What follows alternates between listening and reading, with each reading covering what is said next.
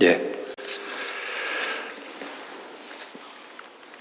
오늘 우리 성경 같이 읽으면서 그 읽은 성경 가지고 말씀 또 생각할 때 우리 교사들과 함께 모두 은혜 받기를 바랍니다. 후대 교육, 차세대 교육, 다음 세대에 대한 어떤 기대, 이런 것에 대해서 중요하게 생각하지 않을 사람이 아무도 없을 것입니다. 부모님들이 열심히 노력해서 자녀들을 위해서 뒷바라지하는 모든 것도 근시적으로 볼 때는 우리 아들, 딸 잘 되기를 바라는 마음도 있지만 좀 넓게 보면 다음 세대가 참 잘 됐으면 하는 그런 생각, 좀 원대한 그런 마음들을 다 가지고 있을 것입니다. 이것은 아무리 강조하고 아무리 주장해도 틀린 말은 아닙니다. 그런데 우리 교회는 어떤 형편에 처해 있든지 간에 어떤 이유를 들어서 간에 우리 자녀들을 교육할 전문적인 어떤 교역자, 말하자면 미니스터들이 잘 없었습니다.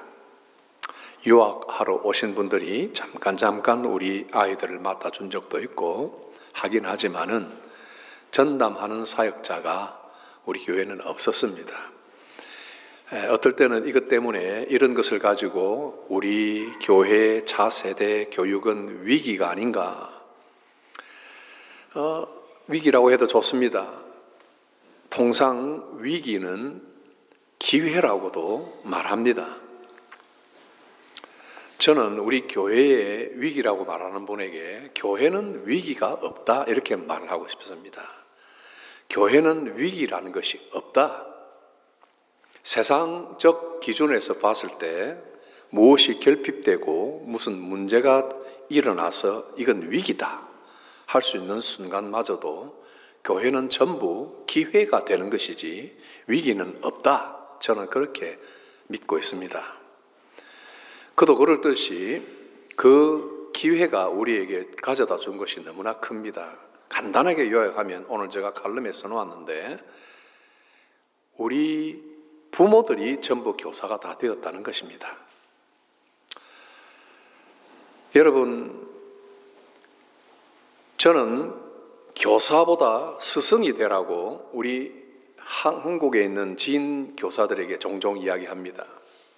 고등학교를 맡아 있는 교사들, 또 대학을 맡아 있는 또 교사들, 제가 가장 덕담을 하게 될 때 선생보다는 스승이 되기를 바란다 이렇게 이야기합니다. 그러면 그 말을 다 알아듣더라고요. 제가 아는 고등학교 교사 한 분도 그 말을 하면 참 좋아해요. 그러게요, 목사님. 정말 스승이 되고 싶습니다. 그럽니다. 우리 한국 강단에 어느 순간에 교단 위에 교사는 많아도 스승이 참 줄어드는 것도 사실입니다. 평생 기억하고 그 모든 삶을 본받고 지침이 될 수 있는, 기억에서 잊혀지지 않는 그런 스승 말입니다. 그런데 스승보다 더 훌륭한 분은 사실은 부모입니다. 그래서 저는 동양이나 서양이나 어떤 사람들이 천재는 노력하는 사람을 이길 수 없고 노력하는 사람은 즐기는 사람을 이길 수 없다, 이런 말이 있는데 동양 사람도 이야기하고 동양의 철학자도 서양의 철학자도 똑같이 이야기하는 거예요. 내용은 조금씩 다르지만은. 그래서 저는 이것을 이런 말로 한번 바꿔봅니다.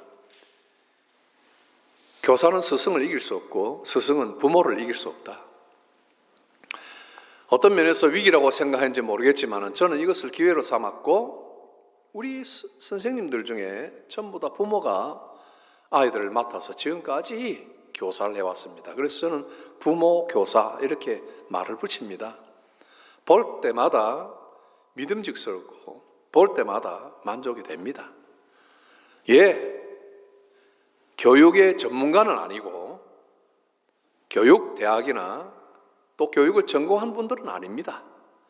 뭐 유아교육이든지 어떤 에듀케이션 어떤 전문가가 아니란 말이죠. 다 전공도 다르고 그 분야에서 좀 결핍된 것이 있을 것입니다. 그러나 부모라는 그것 때문에 사도 바울은 그리스도 안에 1만 스승이 있는데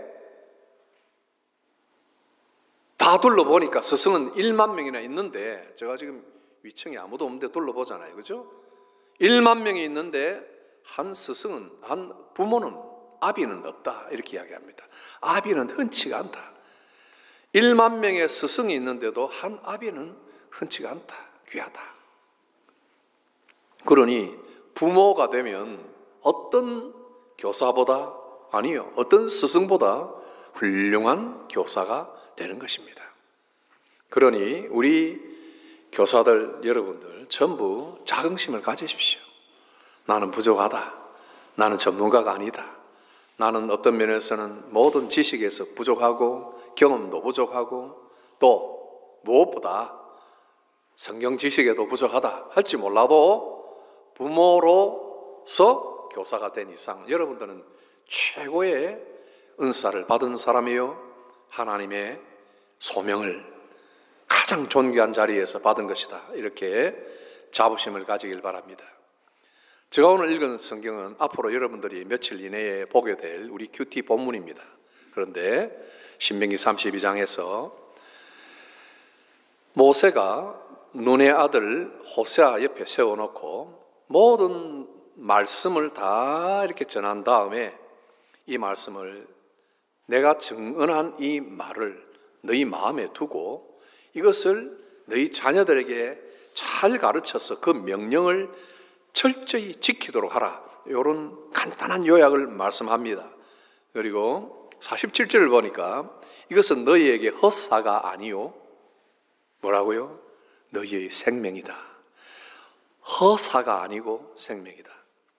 여러분, 제가 조금 가끔 이렇게 말을 썼기 때문에 이 단어가 굉장히 좀 안 좋은 단어이기 때문에 여러분들 기억하실 분이 많을 거예요. 제가 부산에 가덕 기도원에 1년 있을 때 여러 사람을 만났습니다. 그런데 한 목사님을 만났어요. 근데 목회를 안 해요. 부인은 책방을 하고 있고요. 그래서 벌이를 하고 있는데 이 목사님은 전국 팔도 기도원 돌아다니면서 진리를 찾으러 돌아다니는 거예요. 생명의 말씀을 찾으러 돌아다니는 거예요. 굉장히 방황하고 회의하는 사람이에요. 목회 다 때려쳤어요. 그래요. 왜 그러느냐? 제가 이제 앞에 앉아서 차를 한 잔 놓고 나누면서 왜 그러느냐 이랬더니 자신이 굉장히 존경하던 원로 목사님이 자기에게 준 말이 너무나 충격이 되어서 그때 뒤통수를 한 대 맞고 이렇게 방황하게 됐다 합니다. 여러분, 제가 방금 이야기한 것 별로 좋은 단어가 아니기 때문에 제가 가급적 안 쓰고 싶은데 제가 코테이션 해가지고 전달하겠습니다. 뭐라 했냐면 그 원로 목사님이 평생 목회를 하시고 그 후배 목회자에게 한 이야기가 내 평생 헛짓을 했다, 이러더라는 거예요. 내 평생 헛짓을 했다. 여러분, 오늘 이 47절에 너희에게 허사다, 똑같은 말이에요. 허사, 요거는 이제 원래 히브리 원어로는 헛된 말이다, 공허한 말이었다, 말뿐이었다, 이거예요. 우리말로 번역된 것은 모든 한 것이 진짜 헛지랄이다, 이 말이에요. 그런데 이 내가 지금 하고 있는 이 말은 모세가 하는 말이에요. 이건 허사가 아니라 너희에게 생명이 되는 것이다. 그러면 우리 오늘 두고 봅시다. 허사냐 생명이나, 이건 대단히 중요한 거예요. 우리가 하는 모든 노력과 분투와 씨름과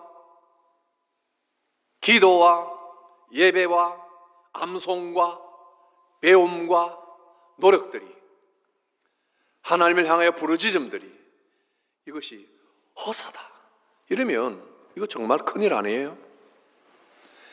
모세가 이렇게 탁탁 집어서 이야기를 해주면서 이 말을 너희 마음에 두고 내가 테스티파이 한다. 내가 테스티모니를 했다. 이건 뭐냐면은 법정에서 증인으로서 하는 이야기예요. 확실하게 내가 체험한 겁니다. 그렇죠? 분명히 내가 체험한 것, 내가 들은 것을 너에게 전한다 이 말이에요. 듣는 사람은 뭐예요? 자기들은 체험은 없죠. 그렇죠? 모세의 체험담을 전해주는 것을 들은 거예요. 그러니까 이 전한 이 말이 얼마나 소중하고 진실되다는 것을 너희들이 마음에 담으라 이 말을 하는 거예요. 마음에 담으라. 이 말은 너 자신도 이 말을 사실로 받아들이고 너 자신도 이 말이 정말 너가 테스티파이로 다시 할 수 있도록 다시 이 일의 증인이 될 만큼 확실하게 내 마음에 두어라. 마음에 두어라. 마음에 두어라. 이 말을 제가 히브리어 단어를 또 찾아봤어요. 도대체 이 의미가 뭘까? 마음에 둔다는 것이 뭘까? 했더니 히브리어 단어를 여러분 기억할 수 있습니다. 숨입니다. 숨. 그냥 제가 이렇게 그냥 혼자 번역을 해봅니다. 네 숨 속에 들어가는 말이다. 예. 네 말이 돼야 된다. 들어서 지식으로 가득 채워진 말이 아니라 숨, 네 마음에 두어라. 뱉으면 네 숨, 내 생명이 나오는 거예요. 그죠? 내 속에, 내 피 속에, 혈관 속에 그 말씀이 들어오기 때문에 내가 숨, 내 마음에 두었기 때문에 이제 내가 이것을 가르치거나 명령을 하라, 하지 말라고 말을 하게 될 때는 이것은 내 자신의 증표가 되는 것이고 내가 이 일의 확증자가 되는 것입니다. 이게 마음에 두는 것이 중요한 거예요. 이 말을 받는 사람은 이스라엘 백성 전체이지만 그 중에 대표적인 유사들이 있습니다. 장로들이 있습니다. 대표자들이죠. 또 부모들이죠. 그 사람들이 잘 듣고 모세가 한 그 테스티파이 한 것을 정확하게 하나님 말씀으로 내 것으로 받아들여서 내 숨으로 받아들여서 그것을 그대로 같이 이야기할 수 있는 그 동등한 레벨과 컨텐츠와 디그리로 강도로 이야기할 수 있는 것. 모세는 이렇게 이야기하던데 내 생각에는 뭐 그런 그 같애가 아니라 확신한 곳에서 이야기를 하는 거예요. 그래야 듣는 사람이 그것을 또 그대로 받아들이게 되는 것이다. 여러분, 제가 우리 교회 평생 표로 두는 것이 있어요. 해마다 좀 목회 방향을 따라서 혹은 좀 새로운 요절을 하나씩 정하기도 하는데 평생 우리 계획표의 맨 밑에 나오는 것은 고전 420입니다. 고린도전서 420. 하나님의 나라는 다 같이 외워도 외우겠죠. 말에 있지 아니하고 오직 능력에 있느니라. 말과 능력. 여기는 허사와 생명. 곧 허사가 헛말이라고 했으니까 말과 능력. 공허한 말.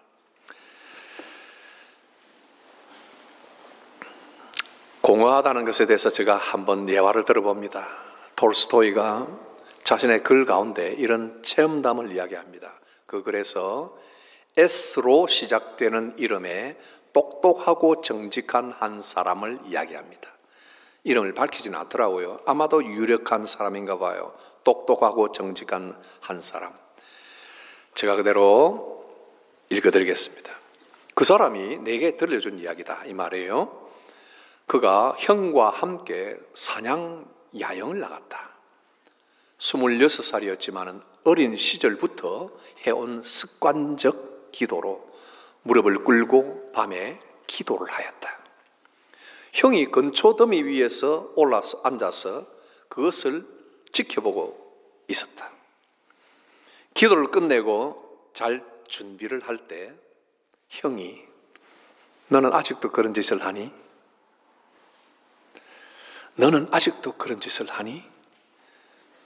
그들은 더 이상 아무 말도 하지 않았으나 그날부터 더 이상 기도하는 것 그만두었고 교회 나가는 것도 그만두었다.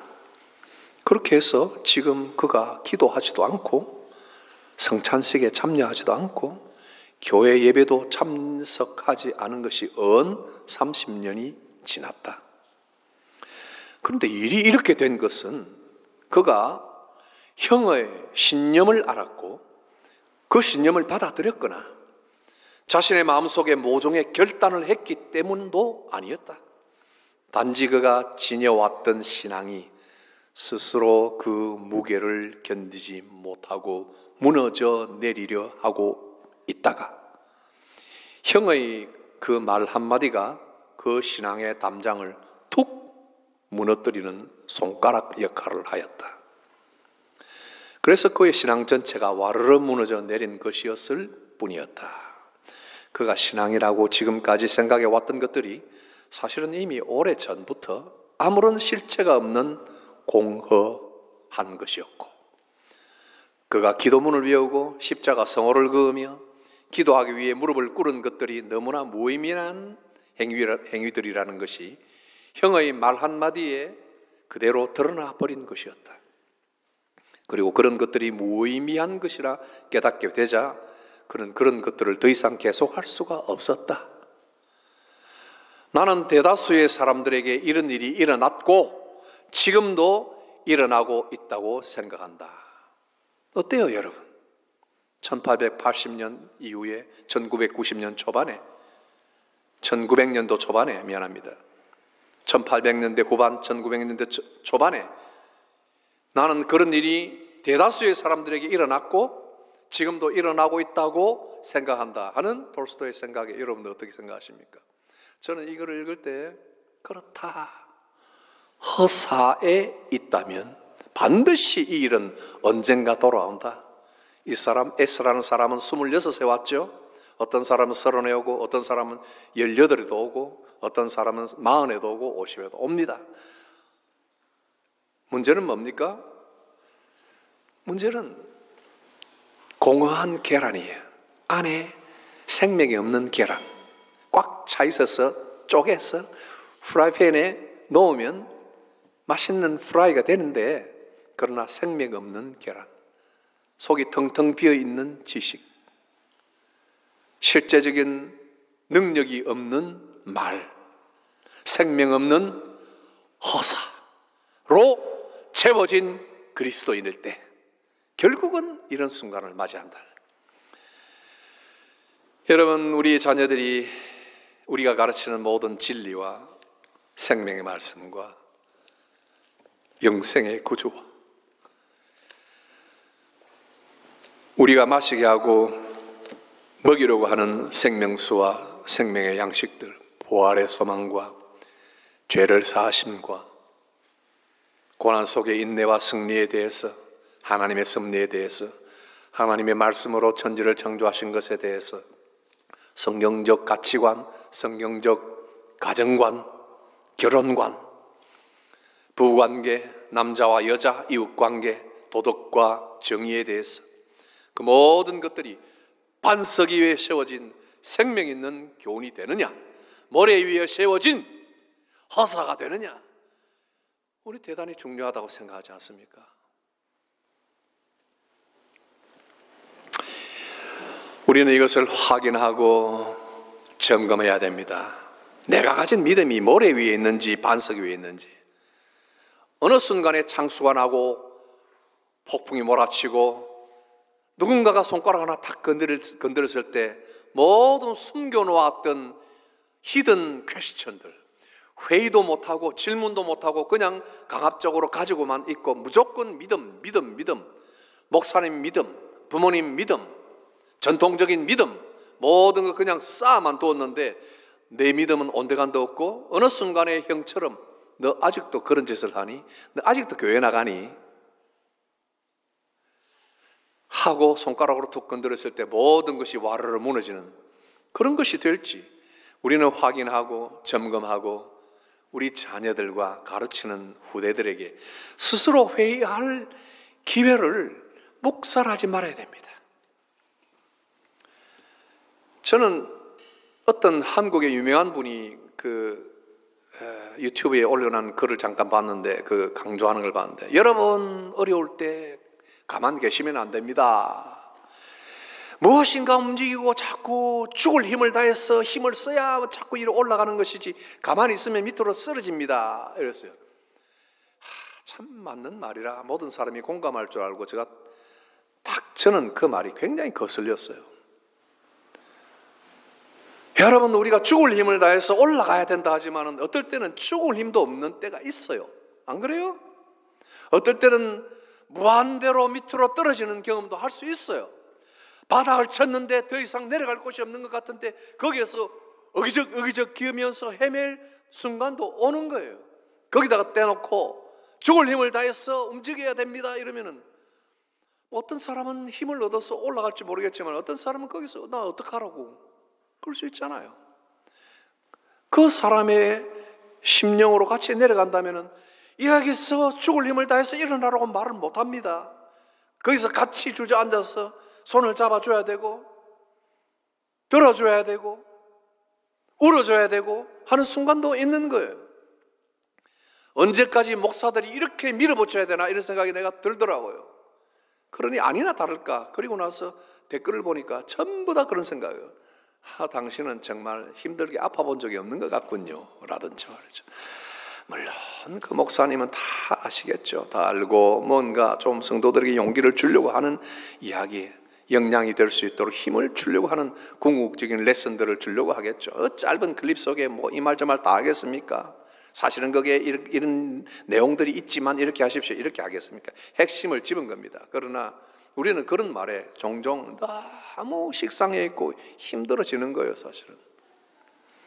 그러면 제가 뭘 이야기하려고 합니까? 그 힘든 순간에 여러분의 신앙이 무슨 역할을 하는지를 보아야 된다고. 이것을 우리 후손들에게 가르쳐주고 회의하는 자들에게, 질문하는 후세들에게, 어린 아이들이 질문을 할 때 진지하게 받아주고 그 부분에 대해서 고민하는 것을 같이 고민해주고 그렇게 해야 된다고 봅니다.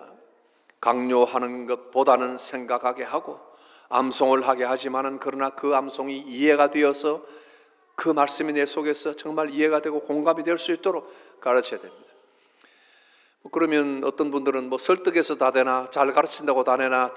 물론 잘 가르친다고 되는 일은 아니겠죠. 하나님께서 생명 있는 믿음을 주시고 하나님께서 그 나무가 그리스도에게 접붙임을 받아서 전에는 돌감람나무였지만 새 생명을 얻는 새로운 아름다운 열매를 맺을 수 있는 그리스도께 접붙임을 받는 건 사람이 노력한다고 되는 건 아니죠. 하나님의 성령이 함께 하셔야 될 일이죠. 그렇기 때문에 이런 교육 지침을 가지고도 우리는 성령님께 간절히 기도해야 될 필요가 있는 거예요.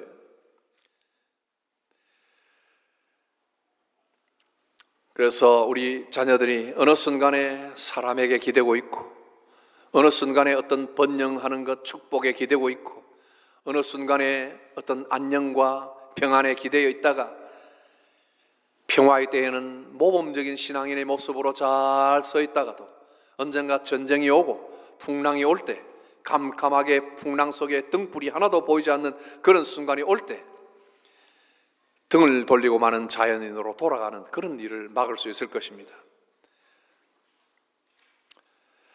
그렇기 때문에 디모데후서 3장 1절 보면 그대는 이것을 알아두십시오. 말세에 어려운 때가 올 것입니다. 말세에 어려운 때가 올 것입니다. 반드시 옵니다. 여러분이 지금 경험하고 있는 것 이상으로 우리 자녀들이 혼자 먼 바다로 나가서 헤엄을 치고 있을 때 더 어려운 그런 시기가 올 것입니다. 우리 개혁성경에는 내가 이것을 알라 말세에 고통하는 때가 이르리니 그랬습니다.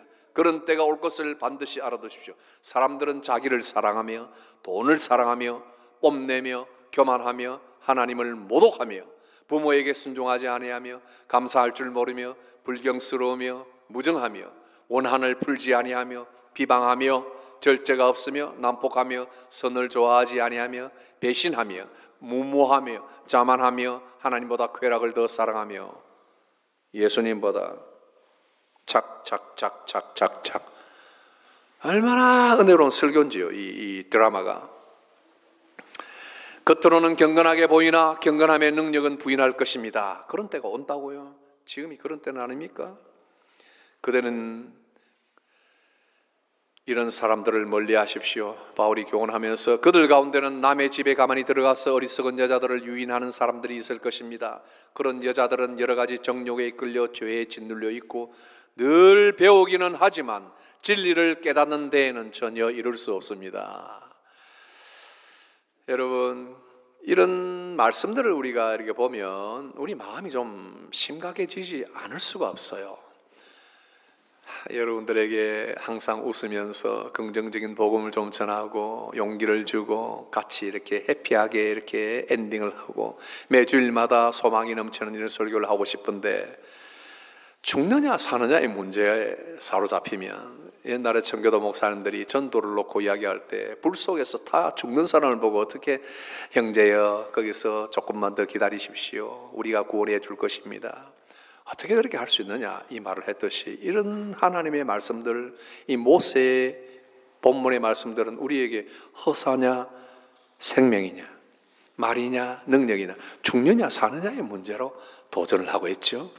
그들은 배우기는 하지만 진리를 깨닫는 데는 전혀 이룰 수 없습니다. 얼마나 안타까운 일입니까? 그러면 오늘 설교 제가 간단하게 몇 가지 교훈만 정리하고 마치도록 하겠습니다. 오늘 신명기 32장을 본문으로 선택했는데, 칼럼에는 제가 디모데후서 말씀도 같이 좀 병행을 시켜놨습니다. 신약도 좀 읽어보시고, 자, 어떻게 해야 아름다운 교사가 될 수 있느냐? 저는 우리 교사들이 가장 아름다운 분이라고 생각합니다. 참 아름답고 감사하고 내 기억에 늘 참 귀한 분으로 각인이 되어 있습니다. 그런데 더 아름다운 교사가 되는 것이 무엇이냐? 첫째, 내 삶 속의 말씀을 증언하는 사람이 아름다운 교사다. 내 숨 속에, 그죠?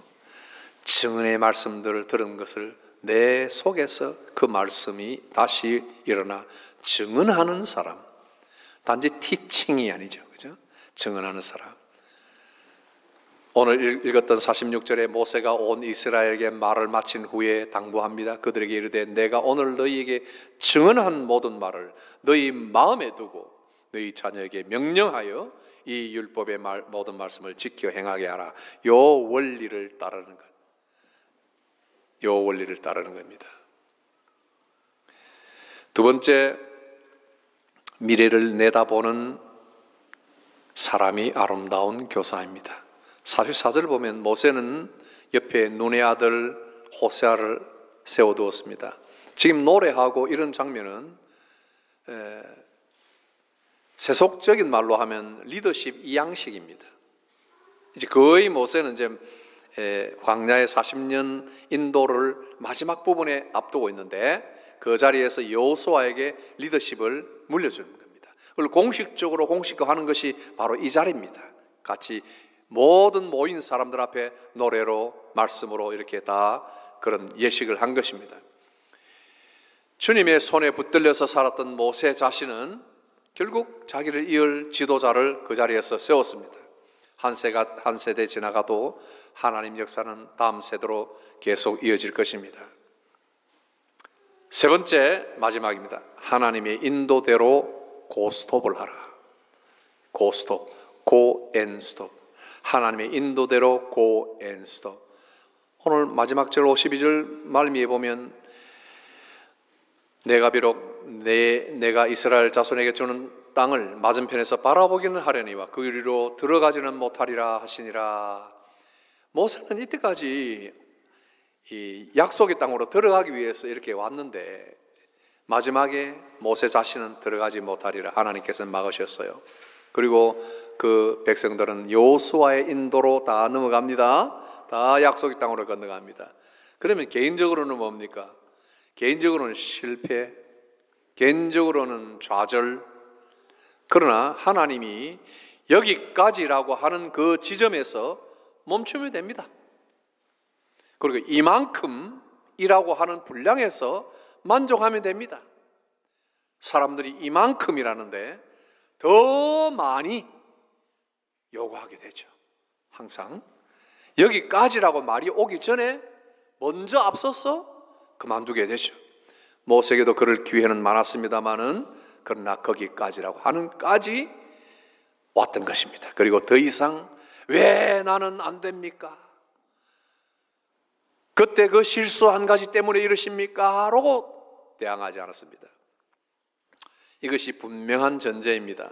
여러분, 우리 교사들이 저의 이런 가르침이나 성경적 교훈을 따라서 지금까지 하나님의 인도하심으로 온 것 제가 잘 알고 있습니다. 내 주관이 아닙니다. 은혜 받고 힘이 많이 날 때는 뛰어들다가 힘이 빠지고 은혜가 떨어지면 관두겠다, 올해는 그만두겠다, 이런 것이 아니라, 그렇죠? 그런 선지자는 없었고 그런 사도는 없었습니다. 그런 목사를 여러분들이 좋아할 리가 있겠습니까? 내 힘 빠지면 그만두겠다, 은혜 있으면 막 그냥 들떠서 이것저것 닥거리되면 여러분이 좋아하시겠습니까? 그런 교사도 마찬가지입니다. 이런 교훈을 따라서 내가 믿는 말씀을 증언하는 교사, 끊임없이 자녀들의 질문을 받아주고 토론하는 교사, 그래서 명령하고 단단하게 지킬 것을 지도하는 교사입니다. 미래를 내다보는 교사들, 이 아이들 올해 내가 가르친다가 아니라 앞으로 10년 뒤에, 20년 뒤에 이 아이들이 50년, 50살, 60살이 될 때까지 내가 오늘 하는 말씀들이 성령의 도움으로 각인이 될 수 있도록, 그때까지 흔들리지 않고 살아갈 수 있도록 여러분 미래를 내다보는 교사입니다. 그리고 훌륭한 교회 지도자를 될 수 있도록. 제가 오늘 불렀던 찬송 중에도 얼마나 은혜로운지요. 여러분, 우리 35장 찬송에서는 또 3절에 우리 자손들 다 주를 기리고 저 성전 돌같이 기나게 하소서. 참 제가 이런 구절을 부를 때는 눈물이 나고 고백이 됩니다. 하나님의 진리 등대 너의 등불 돋우어라, 거친 바다 비춰라, 빛을 찾아 헤매느니 생명선에 건져라. 교사들이 고백해야 할, 받아들여야 할 그런 소중한 명령들입니다. 그래서 하나님의 인도대로 go and stop 하는 교사, 아름다운 복된 교사입니다. 기도합시다. 고마우신 하나님 아버지, 오늘 이 시간까지 우리 교사들의 수고를 무엇으로 다 보상하며 갚겠습니까? 하나님 아버지여, 이 부모된 교사들이 자신의 소명을 힘을 다하여 후손들에게 다 베풀고 모든 것 다 쏟아 부으며 지금까지 하나님을 섬기며 교회를 지켜왔습니다. 이들 머리 위에 한량없는 복을 내려주시고 쌓을 것이 없는 놀라운 은혜들로 충만케 하여 주시옵소서.